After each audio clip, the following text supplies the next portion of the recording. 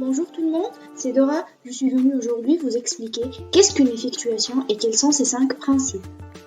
Une effectuation est un modèle de pensée utilisé par les entrepreneurs lors du démarrage de leur entreprise. Elle propose une façon de garder le contrôle dans un environnement qui est de nature imprévisible. Pour conclure, c'est une approche de la création d'une entreprise qui permet de contrôler le futur qui est imprédictible. D'autre part, on peut expliquer que fait l'effectuation.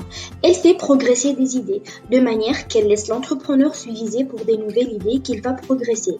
L'entrepreneur réagit auprès des parties prenantes qu'il sélectionne pour procréer son activité, c'est-à-dire qu'il demande de l'aide de toutes les parties qu'il connaît. Elle aide l'entrepreneur pour prendre une bonne décision, c'est-à-dire qu'elle améliore la prise de décision.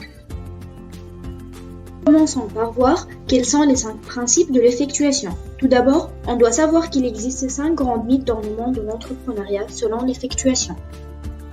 Un mythe, c'est quelque chose d'imaginaire, qui n'est pas véritable en réalité.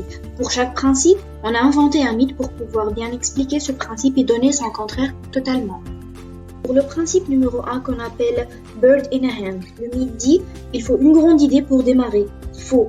Démarrer avec ce que l'on a, démarrer avec ses moyens financiers. Le point de départ de la création d'entreprise n'est pas l'idée, mais la personnalité même de l'individu. Finalement, ce principe se base pour se démarrer avec ce que l'on a. Au-delà de sa personnalité, l'entrepreneur utilise les ressources qu'il a accès, ses connaissances personnelles, savoir-vivre, savoir-faire, savoir-être et son réseau, entourage personnel, familial et professionnel. Le deuxième principe, perte acceptable. Le mythe dit que les entrepreneurs aiment les risques, alors que ce n'est pas vrai. Il existe une perte acceptable. Les entrepreneurs agissent sur la base de ce qu'ils sont prêts à perdre, pas de ce qu'ils pensent à gagner. C'est-à-dire, ces entrepreneurs ont su mesurer et contrôler leurs risques avant de se lancer. L'entrepreneur se fixera ses propres limites. Il définira sa perte acceptable. Passons au troisième principe, le patchwork faux. On a mis un mythe qui dit « l'entrepreneur réussit seul ». Faux, l'entrepreneur se base sur un patchwork. C'est une démarche entrepreneuriale qui consiste à assembler un patchwork avec des parties prenantes qui se sélectionnent elles-mêmes. Contrairement, il existe très peu d'entreprises qui ont réussi avec un seul entrepreneur ou associé. Le travail d'équipe reste indispensable pour la réussite d'un projet. Dans le quatrième principe, limonade, il y a un mythe qui dit que les entrepreneurs sont des super-héros. Faux.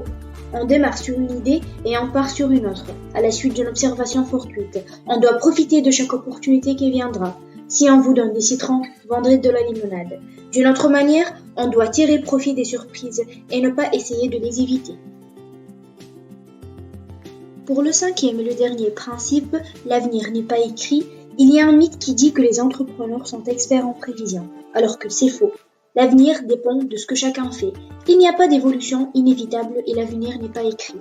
C'est un principe de liberté et de créativité. J'ai mis cette image en anglais pour conclure comment se déroule l'effectuation et comment les entrepreneurs pensent. We start with who I am. What and who do I know?